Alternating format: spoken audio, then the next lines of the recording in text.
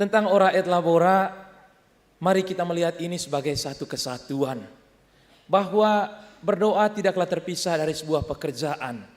Bahwa bekerja tidaklah terpisah dengan berdoa. Bahwa doa adalah bagian dari pekerjaan utama kita. Bahwa dalam bekerja kita juga harus melibatkan Tuhan.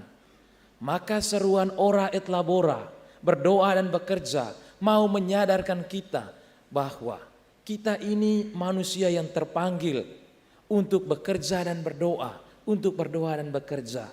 Tidak ada pemisahan dalam berdoa, dalam bekerja. Di hari Minggu Misi Sedunia ke-99 ini, gereja pun mau menyadarkan kita akan satu hal yang paling sederhana tetapi sangat penting untuk kehidupan kita. Dan ini ditekankan Yesus dalam Injil hari ini. Berdoalah tidak jemu-jemunya. Gereja mengangkat seorang kudus, Santa Teresia, sebagai pelindung misi. Kita pernah mendiskusikan ini dalam sebuah perkuliahan teologi.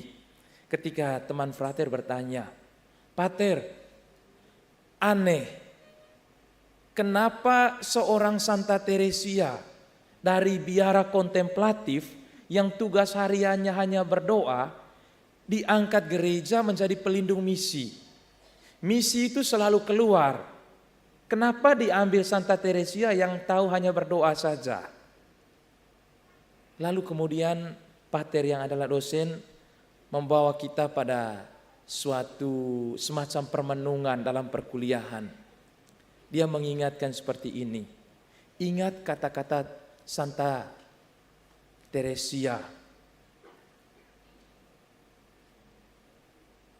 Berdoa tidak untuk sesuatu yang sangat besar.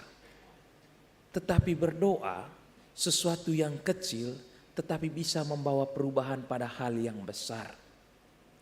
Lalu Mother Teresa pernah mengatakan seperti ini. Lakukanlah hal-hal kecil dengan cinta yang besar. Misi bukan tentang seberapa besar kita melakukan sesuatu, seberapa kuat kita bisa mengubah dunia. Tetapi misi, seberapa dalam kita menghayati sesuatu yang bisa membawa perubahan. Misi bukan seberapa jauh kita melangkah keluar, tetapi misi seberapa dalam kita menghayati sesuatu. Misi menjadi misionaris bukan tentang seberapa banyak negara yang dikunjungi. Sebab kami imam-imam projo pun adalah misionaris. Jadi bapak mama, opa oma, saudara-saudari terkasih, jangan pernah berpikir bahwa para imam yang bertugas ke luar negeri, merekalah misionaris. Sementara kita di sini bukan misionaris. Tetapi kita semua terpanggil menjadi misionaris. Kami yang projo menjadi misionaris lokal untuk umat-umat yang ada di keuskupan. Dan para imam, para biarawati juga menjadi misionaris untuk umat-umat di keuskupan yang ada di luar. Semua terpanggil menjadi misionaris. Bersamaan dengan itu pula, gereja membawa kita pada satu penghayatan untuk bermisi di bidang pangan.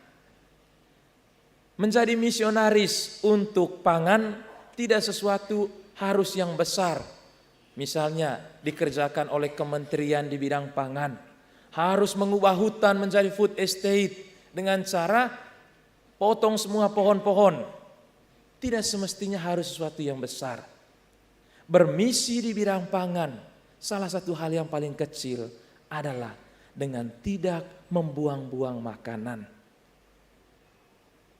Pernah diajak Romo Yus untuk makan-makan di luar. Lalu Romo Yus pernah bilang, saya senang ajak Romo Wendy, saya senang ajak Romo Edi. Itu mereka bagian penghabisan. Iya, karena prinsip kita yang dari keluarga petani, makan itu bukan hanya sekedar sampai kenyang. Makan itu sampai habis. Mau ada sisa tapi sudah kenyang, habiskan. Itulah cara kita untuk mensyukuri segala sesuatu. bahwa misi tidak harus mengubah dunia, tetapi misi pun dilakukan dengan cara yang sederhana. Seperti yang dikatakan oleh Mother Teresa, lakukanlah segala sesuatu dengan cinta yang besar, walaupun itu hal yang kecil dan sederhana. Tuhan memberkati.